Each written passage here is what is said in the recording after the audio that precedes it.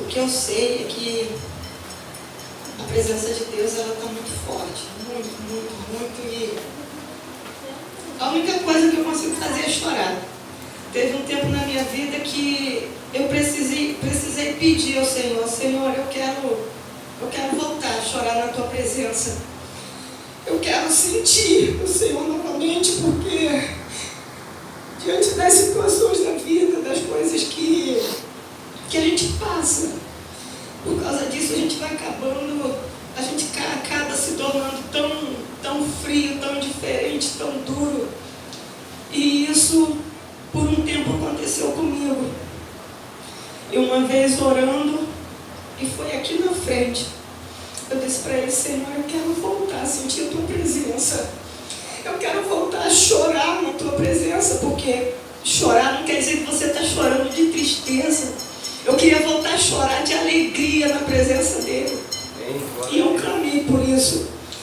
E hoje, quando ele me fez voltar lá no princípiozinho, onde tudo começou na minha vida, eu chorei muito. Durante todo esse dia eu chorei muito mesmo. Mas de alegria por poder ver da onde eu saí, ver da onde o Senhor me tirou e aonde Ele me trouxe.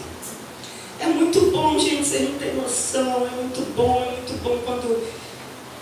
O que eu vou fazer aqui hoje eu nunca fiz. São pouquíssimas pessoas. Pouquíssimas não, é pouquíssimas, pastor é pastora. Sabem da minha vida, sabem pelo que eu passei, pelas situações que eu passei. Algumas coisinhas assim por cima, eu já até falei aqui umas outras vezes que eu ministrei. Mas ninguém, a minha vida nunca foi aberta para ninguém. Mas hoje eu não sei porquê. O Senhor me trouxe tudo à mente e disse que eu teria que compartilhar com vocês. Deve ter algum motivo. Eu não sei porquê, mas deve ter algum motivo. Então, vamos lá. Êxodo 1, do 15 ao 17.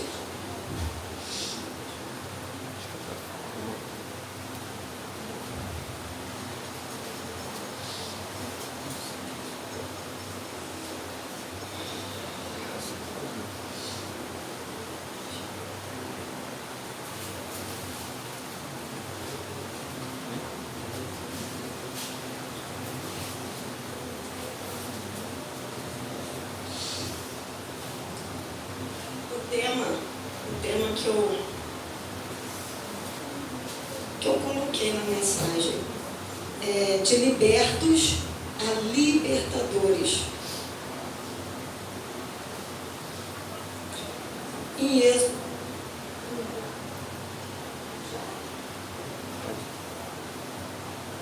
Não, tá bom. Estou perguntando se pode. Eu não sei, porque vai falar da minha vida, né? Grava, só não sei se depois vai colocar lá, né? Mas pode gravar, não tem problema não.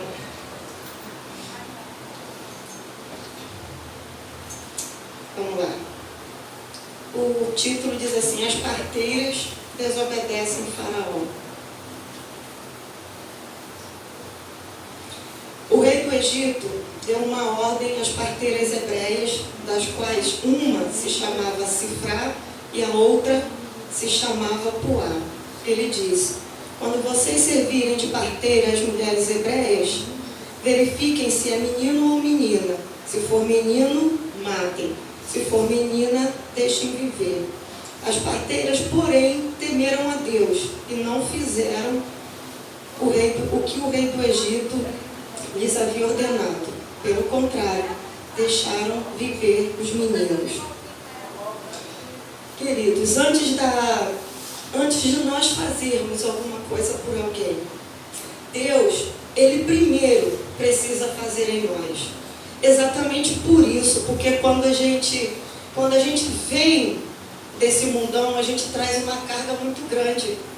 Então, se Deus Ele não tratar a nós, eu, você, se Ele não nos tratar primeiro, eu acho que não tem a menor possibilidade da gente querer ajudar, tratar ou trazer libertação, conduzir alguém à libertação.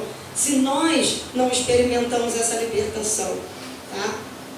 Então, Moisés, por que Faraó deu essa ordem para que essas parteiras matassem todos os meninos? O povo israelita, ele era escravo lá no Egito, e Faraó, ele percebeu que esse povo, eles multiplicavam-se de uma forma sobrenatural.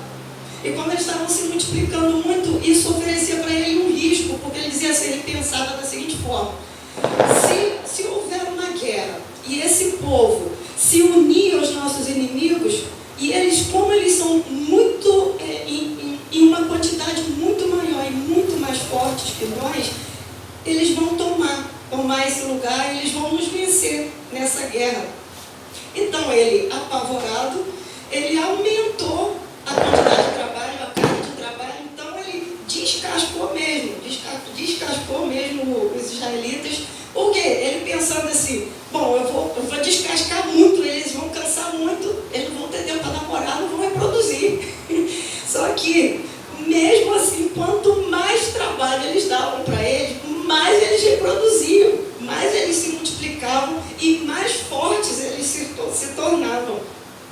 Então isso oferecia para ele um risco muito grande. Eu não sei se vocês sabem, mas essas parteiras, né, essas mulheres que a Bíblia fez questão de citar o nome delas, em canto nenhum mais se ouviu o nome dessas mulheres, e não tinham só 2 parteiras lá no Egito, tinham centenas, tinham muitas, mas essas 2 se destacaram, porque elas ouviram a Deus e desobedeceram a voz do inimigo, que Faraó era o inimigo, e não fizeram o que ele tinha mandado elas fazer. Elas desobedeceram uma ordem, um decreto, e isso poria em risco a vida delas. Se ele descobrisse, elas iriam ser mortas, né? Porque desobedeceram uma ordem do rei. Mas o que me chamou muita atenção nisso?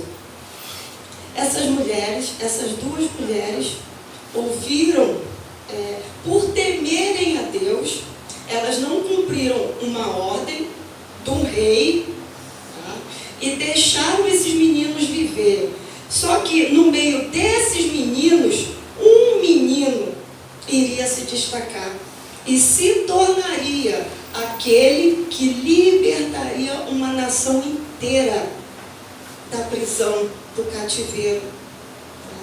Então, eu queria trazer para nós o seguinte: hoje, nós também, os que estão chegando agora, têm as suas parteiras. Nós que já estamos há mais tempo, nós também tivemos essas pessoas que se colocaram na brecha por nós. Essas pessoas que desobedeceram ordens do inimigo, que disseram assim, que provavelmente disseram assim, isso aí não tem jeito mais não, esquece esse cara, esquece essa mulher, esquece esse casamento, esse fulano não tem mais jeito não, está destruído.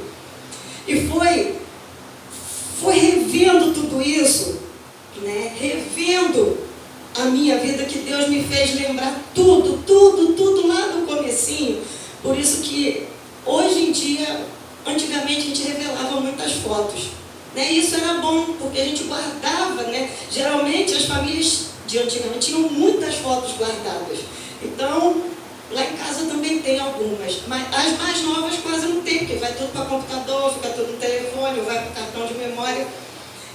Então o Senhor me levou, gente, ai meu Deus, me levou a rever umas fotos nossas. Eu trouxe até porque,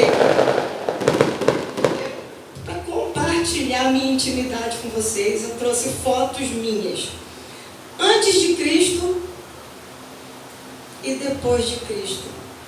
E eu queria dizer para vocês a importância de termos, né, ou de sermos pessoas que oram, que intercedam pelos outros.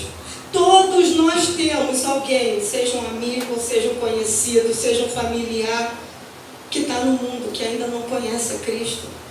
E eu e a minha família estávamos no meio dessas pessoas que Eu não vou dizer que não conhecia, porque o meu marido já tinha sido cristão, não sei se cristão, mas frequentava a igreja e era assembleiano.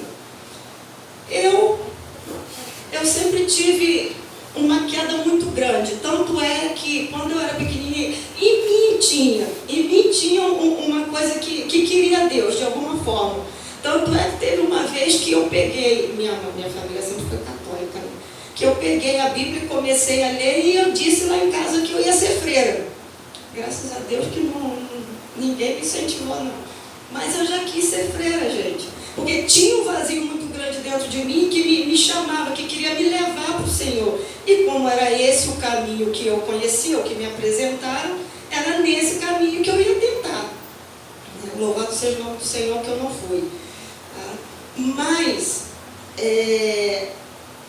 a vida ela prega algumas peças em nós.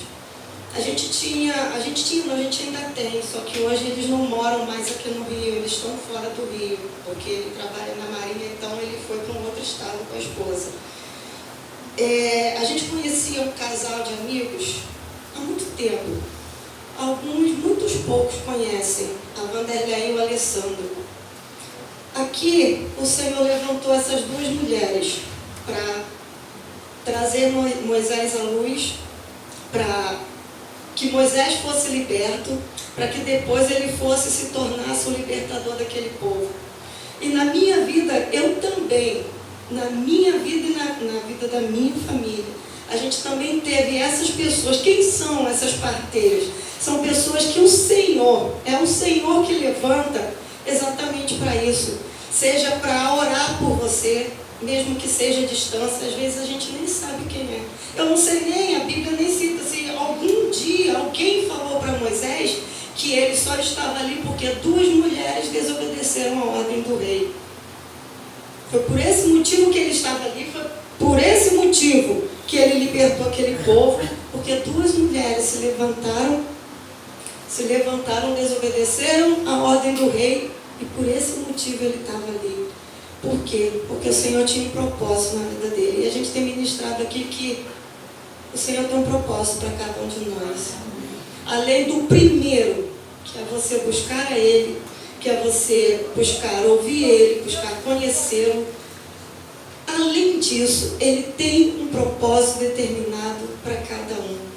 Assim como foi na vida de Moisés. O propósito dele era arrancar, tirar aquele povo da escravidão.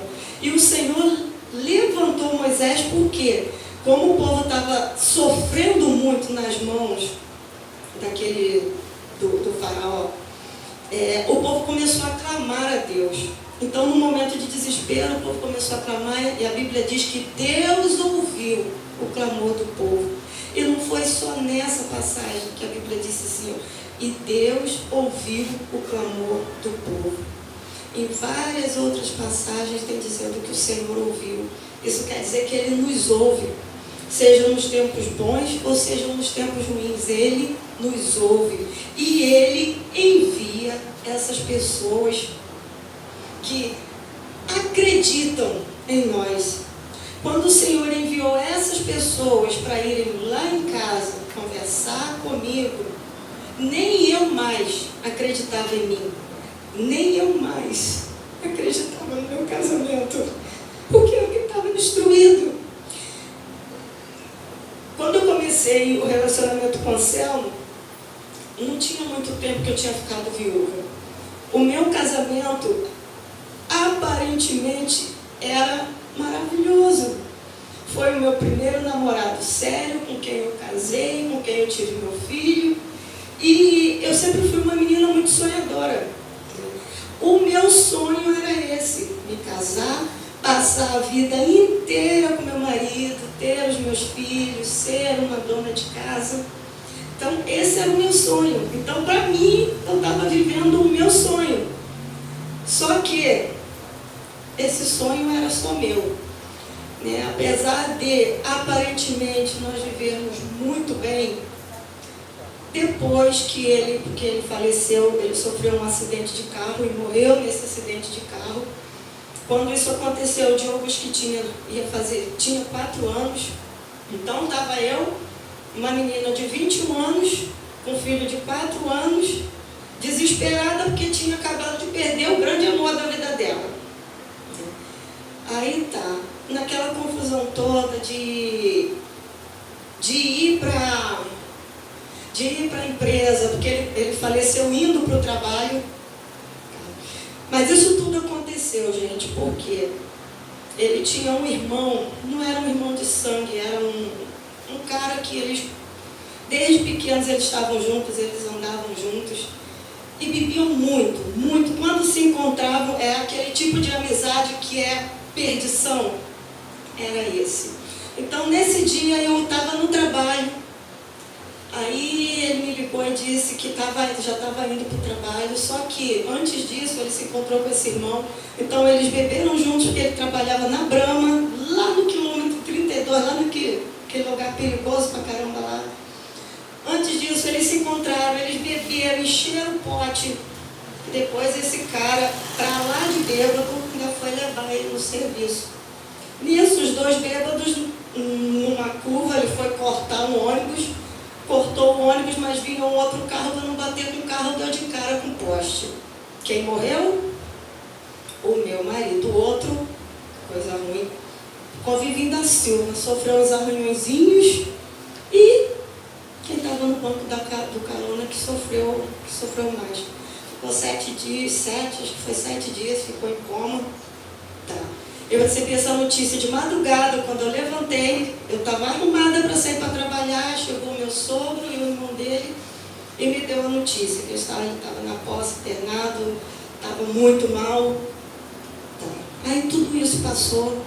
Com o tempo, quando a empresa entrou em contato comigo, que eu teria que ir lá para pegar as coisas dele que estavam no armário, foi nesse dia que eu saí de casa para ir lá, para pegar as coisas dele lá.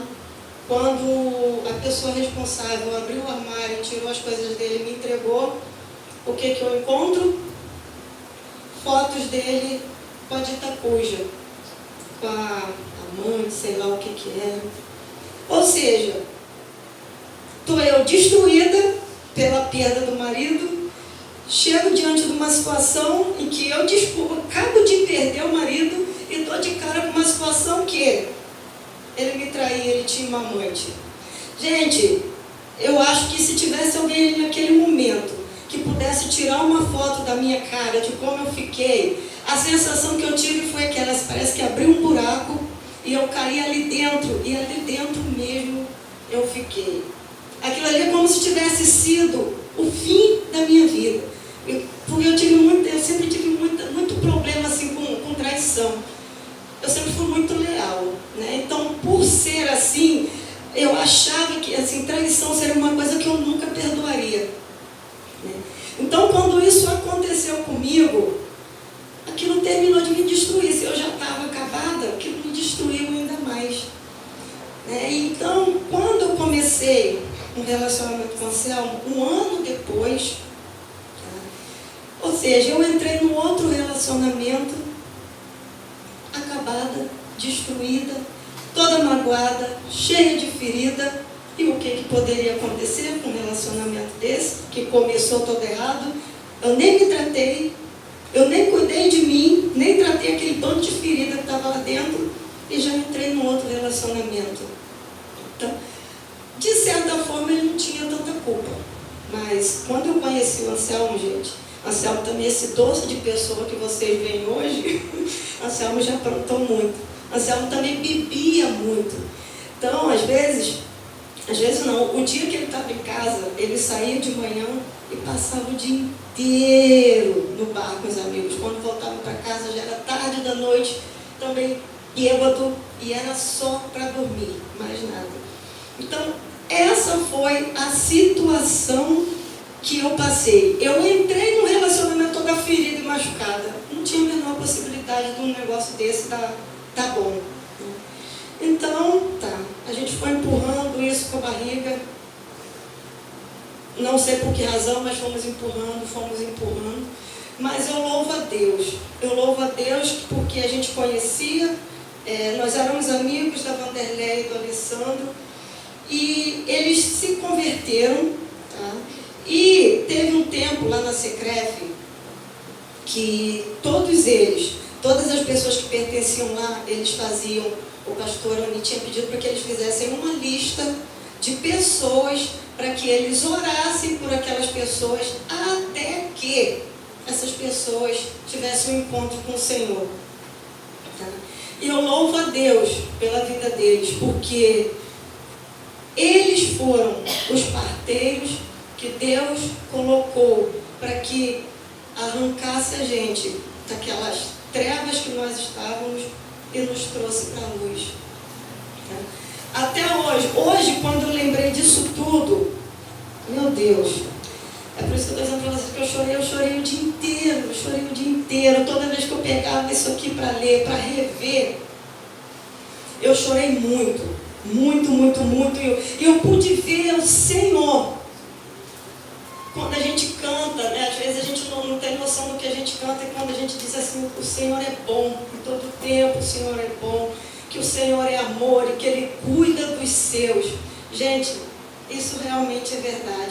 Porque quando nem eu mesmo acreditava em mim, quando eu mesmo não acreditava que tinha jeito para aquele casamento que já estava acabado, nós estávamos por estar. Vivíamos embaixo do mesmo teto, mas era só isso.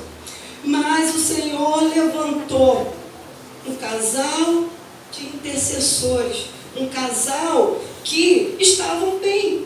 Se eles estavam bem, eles não precisariam se importar com mais nada e com mais ninguém. Mas eles lembraram de nós e foram diante de Deus clamar pela nossa vida. E um belo dia eles foram nos visitar. A Vanderleia me ligou, marcou comigo e disse que precisava muito falar comigo.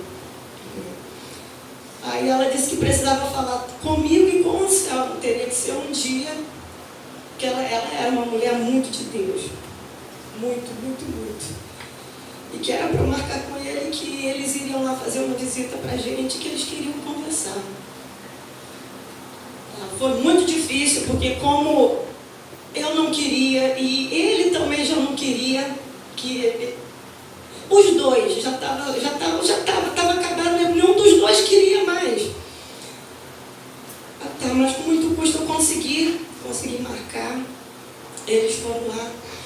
Passamos quase uma tarde inteira, eles sentados lá conversando. O Alessandro foi conversar com ele, a Vanderleia ficou comigo. E a gente só dizendo para eles que não tinha mais jeito, que estava acabado, que era muita ferida ainda que estava aberta, era muito sentimento que não estava resolvido e que não daria mais, não teria como. Aí eles disseram, eles se proporam a toda semana estarem lá conosco e orar com a gente.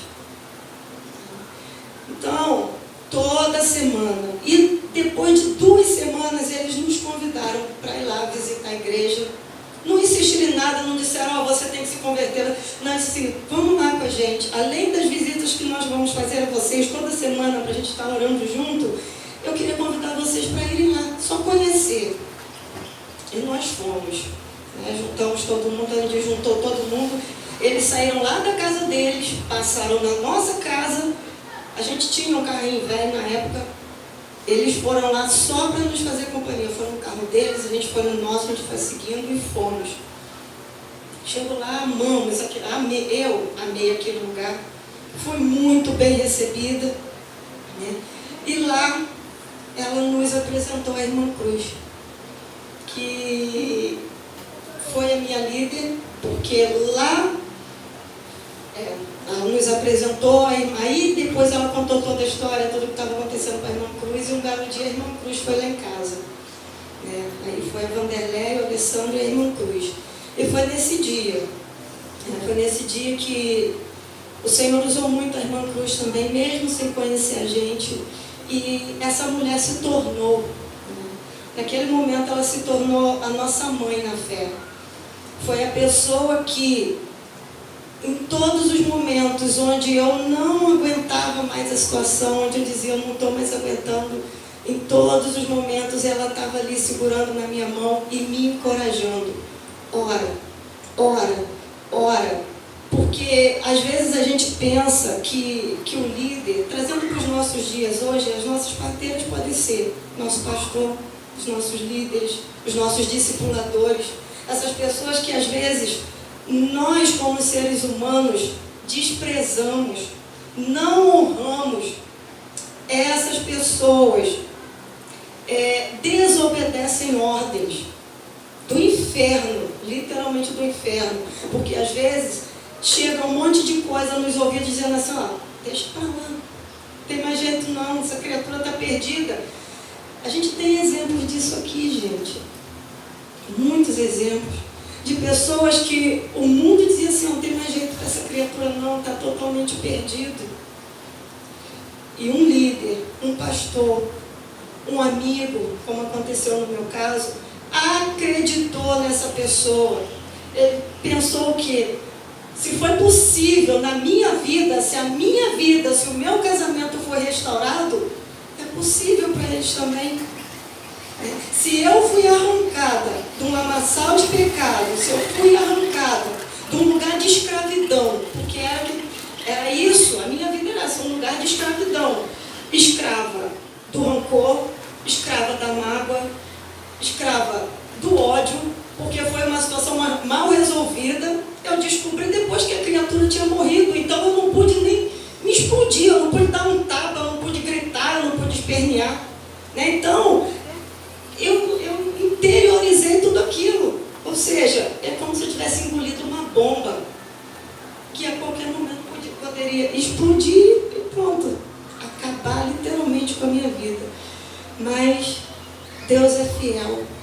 Nós temos um Pai que Ele cuida de nós, né?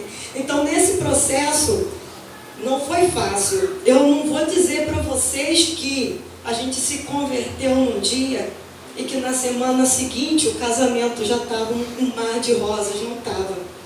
Foi um processo, gente, foi um processo muito, muito, mas muito dolorido. Muito mesmo. Porque antes, né, eu costumo dizer que aquilo que a gente passa, as dores que a gente sofre e naquilo que a gente é tratado, é exatamente naquilo que a gente vai trabalhar as outras pessoas. Deus vai mandar para você aquelas pessoas que estão passando exatamente pelo que você passou, porque você já passou. Então, você vai saber dizer o procedimento, como eles vão proceder naquele caso. E foi exatamente o que aconteceu comigo. Aconteceu com a Vanderleia, aconteceu comigo, e Deus cuidou. E hoje estou eu aqui, ministrando para vocês, né? Que coisa tremenda. Eu posso dizer para vocês que o processo é dolorido, é muito, muito, muito dolorido. Tratar de feridas, gente, é muito dolorido. E é por isso que muitas das vezes a gente prefere deixar escondidinho lá embaixo do tapete. Porque mexer em coisas que te machucam, ou seja, é trazer de volta a dor, é você reviver tudo aquilo, é você cutucar, é como se tivesse machucado, quando dá a casquinha, que parece que já está cicatrizado, mas quando você cutuca, começa a sair sangue de novo.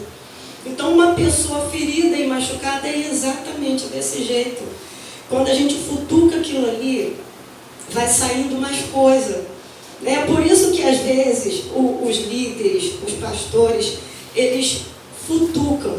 E há situações em que precisa ser mexido para que aquilo que está lá incubado, aquilo saia para fora. Porque só depois que você for tratado, depois que você for liberto, é que aí Deus vai te usar para poder sarar, cuidar ou levar outras pessoas à libertação. Nós precisamos passar por esse processo primeiro, para que depois nós possamos levar outras pessoas, né, para passarem por esse processo. Só que aquilo, eu precisei dizer para mim mesmo que eu quero ser tratada. Eu não quero mais carregar essa bagagem comigo, eu não quero, porque isso isso, se eu não deixo isso lá atrás, vocês podem ter certeza que hoje eu não estaria aqui e casamento não existiria mais. Na minha vida não existiria mais. Então, o processo de libertação, tá? A gente precisa querer ser liberto. Esse é o primeiro passo. Eu preciso querer, eu preciso reconhecer, porque eu tive que reconhecer que eu estava ferida, que eu estava machucada, que eu estava com muita raiva. E o que acontecia? Eu estava transferindo isso para o Anselmo. Como uma pessoa me traiu, e o tempo todo, é como se eu visse nele a mesma coisa. Era traição, e era briga, era muita briga, direto, muita briga. Briga não é de agressão, tá? É discussão, tá? Muita discussão, porque eu não confiava, né? É como se fosse assim, o que aconteceu comigo? Se um fez, poxa, eu confiei tanto no e um fez, é tudo a mesma coisa. Gente, por muitos anos eu carreguei assim, homem nenhum vale nada. Por muito tempo, eu não acreditava em homem nenhum, só no meu pai. Meu pai era um ser sensacional, esse homem não existia. Então, além do meu pai, ninguém mais, homem nenhum, para mim prestava. Eu olhava para um e dizia, não presta, não vale nada. E eu cresci ouvindo a minha mãe dizendo isso também. E o que aconteceu? Aconteceu essa situação comigo, então eu interiorizei isso. Então eu olhava, não vale nada, tudo igual, um bando de safado, sem vergonha. Era só isso o que eu pensava dos homens, gente. Mas Deus é fiel e enviou dois parteiros. Um casal de amigos que lutaram por nós, que brigaram por nós. E eu creio que cada um de vocês, se vocês estão aqui, é porque alguém trouxe vocês à vida. Alguém orou por vocês, alguém intercedeu por vocês, alguém acreditou em vocês. E o que eu peço para vocês nessa noite é, o que vocês têm feito com isso? Vocês têm acreditado em alguém? Gente, porque o que a gente tem visto, Cristo, Ele se entregou por mim e por você. Ele acreditou em nós. E o que eu tenho visto é a igreja se destruindo. E sabe por quê? Porque um não cuida do outro. Nós que dizemos, nós somos uma família, nós não temos cuidado da nossa família. O que nós temos visto é um tentando jogar o outro no chão. Se a gente está vendo um quase caindo, nós mesmos fazemos questão de ainda dar uma pesada para derrubar, para terminar de matar quem já está quase morto. Então, esse não é o papel da igreja. Assim como alguém